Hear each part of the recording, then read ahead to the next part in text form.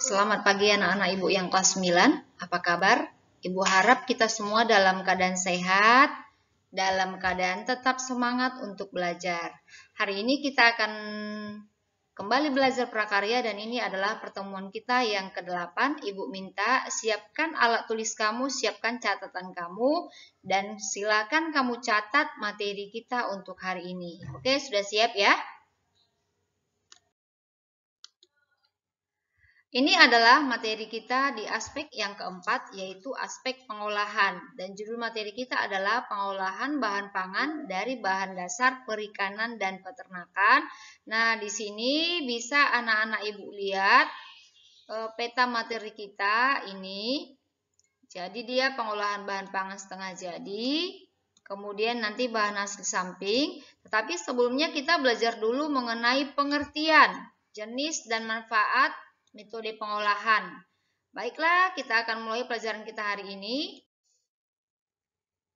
Baiklah, kita mulai dari pengertian. Yang pertama, pengertian pengolahan makanan.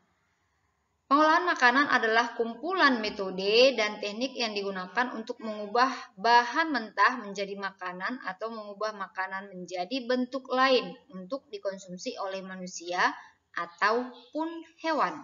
Nah, itu dia pengolahan. Nah, di gambar ini bisa anak-anak Ibu lihat ada beberapa hasil olahan dari daging dan ikan. Nah, kemudian perikanan. Nah, apa itu perikanan? Perikanan adalah kegiatan manusia yang berhubungan dengan pengelolaan dan pemanfaatan sumber daya hayati perairan yang dimulai dari praproduksi, pengolahan, sampai pada pemasaran yang dilaksanakan dalam suatu sistem bisnis perikanan. Nah, itu dia untuk perikanan. Kemudian peternakan adalah kegiatan mengembangbiakan atau membudidayakan hewan untuk mendapatkan manfaat dari kegiatan tersebut. Oke, nah untuk 3 hal ini anak-anak Ibu harus pahami mulai dari pengolahan, perikanan, dan peternakan. Kita lanjut. Nah, kalau tadi kamu sudah paham apa itu pengolahan, sekarang kita ulang kembali mengenai jenis-jenis hasil perikanan. Nah, yang pertama adalah ikan. Secara umum hasil perikanan itu dibagi menjadi 3 bagian. Yang pertama ikan perairan tawar. Nah, ini kemarin sudah kita pelajari ketika kita belajar budidaya ikan konsumsi. Jadi yang paling umum itu ada ikan lele, ikan mas, kemudian ikan bawal. Kemudian yang kedua itu adalah ikan perairan payau. Ya, ada ikan bandeng, kemudian ikan kakap.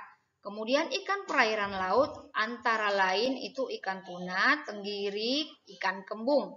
Nah, untuk hasil perikanan yang lainnya itu adalah udang, kemudian cumi-cumi, kemudian rumput laut. Nah, untuk hasil olahannya itu sangat banyak, Nak. Nah, ini di background Ibu ini adalah salah satu hasil dari perikanan. Selain itu ada kerupuk, ada bakso, dan juga ada olahan simpel lainnya yang bisa kita konsumsi setiap harinya. Itu untuk hasil perikanan ya, paham ya Nak? Yang kedua adalah hasil dari peternakan. Yang pertama itu daging. Daging bisa berasal dari unggas dan hewan berkaki 4. Yang pertama kita bahas di sini adalah daging ayam. Nah, daging ayam ini dia ada 2 jenis. Yang pertama, ayam kampung dan ayam broiler. Kalau dikatakan ayam kampung biasanya ini dia untuk ayam yang diternakkan di rumah. Kemudian ayam broiler itu biasanya dari peternakan besar. Yang kedua adalah daging sapi. Daging yang paling banyak diminati oleh masyarakat Indonesia. Dapat diolah menjadi berbagai jenis makanan, baik olahan jadi maupun setengah jadi, seperti rendang, sosis, kornet, dan lain-lain. Kemudian ada daging kerbau, warnanya merah agak gelap, kandungan lemaknya lebih rendah daripada daging sapi. Kemudian daging kambing. Daging ini lebih empuk daripada daging sapi dan daging kerbau. Hasil olahannya seperti sate, sop, dan gulai. Kemudian ada daging B2. Ini warnanya lebih pucat dari daging sapi. Nah, untuk olahannya itu, ada dia bermacam-macam. Dimulai dari olahan jadi, atau olahan yang langsung dapat dikonsumsi dan juga olahan setengah jadi, yaitu olahan yang harus diolah dulu baru bisa dikonsumsi. Jelas ya nak untuk daging. Yang selanjutnya itu adalah telur. Telur dihasilkan oleh jenis hewan unggas, merupakan penghasil protein tinggi setelah daging. Telur dapat diolah menjadi berbagai jenis makanan seperti telur mata sapi, telur dadar, telur balado, sumur telur. Nah, ini jenis telur itu ada bermacam-macam. Tapi di masyarakat secara umum dia yang kita kenal adalah telur ayam kampung, telur ayam ras, telur bebek, dan telur puyuh. Dan untuk olahannya itu juga sangat banyak. Bahkan mungkin jenis telur ini merupakan jenis hasil dari peternakan yang sangat simpel, yang sangat mudah untuk diolah. Yang selanjutnya itu adalah susu. Susu adalah cairan yang berwarna putih yang disekresikan oleh kelenjar mamai pada binatang mamalia betina untuk bahan makanan dan sumber gizi untuk anaknya. Susu juga merupakan sumber gizi untuk manusia. Produk susu dapat dibedakan menjadi beberapa tipe berdasarkan kandungan lemak yang ada di dalamnya. Nah, ini dia ada susu segar dan ada susu UHT. Ya, kemudian untuk susu UHT itu sendiri dia sudah sangat banyak produknya dalam kemasan ya nak. Jelas sampai di sini ya.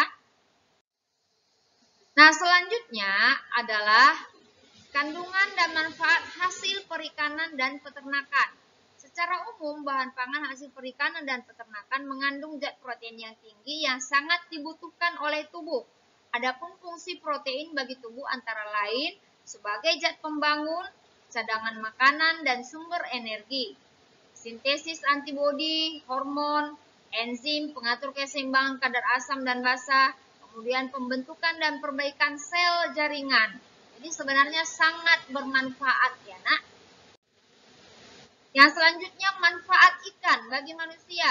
Nah kalau di sini nak manfaat ikan bagi manusia itu dia yang terutama adalah mencegah terjadinya penyakit jantung, makanan pendamping nasi terbaik, mencegah penyakit kolesterol, menyehatkan sistem kardiovaskular, dapat mencerdaskan otak dan masih banyak. Nah, ikan ini merupakan makanan yang paling simpel dari hasil perikanan dan mempunyai banyak manfaat bagi manusia. Selanjutnya manfaat dari udang. Nah, ikan dan udang ini merupakan hasil dari perikanan. Nah, manfaat udang di sini nak bisa kamu baca dan juga nanti bisa kamu lihat di modul yang sudah Ibu berikan sama kamu. Oke ya, paham ya nak sampai di sini? Paham ya? Yang selanjutnya adalah manfaat susu dalam kehidupan sehari-hari. Manfaat susu yang paling besar itu adalah mencegah osteoporosis dan menjaga tulang tetap kuat. Bagi anak-anak, susu berfungsi untuk pertumbuhan tulang yang membuat anak menjadi bertambah tinggi. Kemudian menurunkan tekanan darah, mencegah kerusakan gigi dan menjaga kesehatan mulut. Selain ini, masih banyak manfaat susu lainnya. Bisa kamu lihat di modul yang sudah Ibu berikan. Ya. Dan untuk susu itu sendiri, tadi di slide sebelumnya sudah Ibu jelaskan, ada dia susu yang masih segar dan ada susu UHT-nya atau susu dalam kemasan. Kemudian manfaat telur. Tubuh tidak dapat menyimpan protein, karena itu harus selalu didapat oleh tubuh setiap hari, salah satunya dari telur. Nah, tadi sudah kita bahas bahwasanya telur itu, ayam itu ada berbeda-beda, berarti telurnya juga ada berbeda-beda ya nak. Nah, untuk hasil telur, itu dia yang pertama dari telur ayam kampung, telur ayam broiler, telur itik, dan telur puyuh. Dan untuk manfaat secara umum itu, telur itu mengandung protein tinggi setelah daging dan ikan. Oke, pahamnya nak? Nah, yang selanjutnya, Ibu di sini akan memberikan kamu tugas. Tugas kamu hanya sedikit, hanya 5 saja, tapi ini sudah mencakup semuanya. Dari materi yang kita pelajari hari ini, mulai dari pengertian pengolahan, kemudian perikanan, peternakan, kemudian jenis-jenis dari hasil perikanan, jenis-jenis hasil dari peternakan, manfaatnya masing-masing, dan juga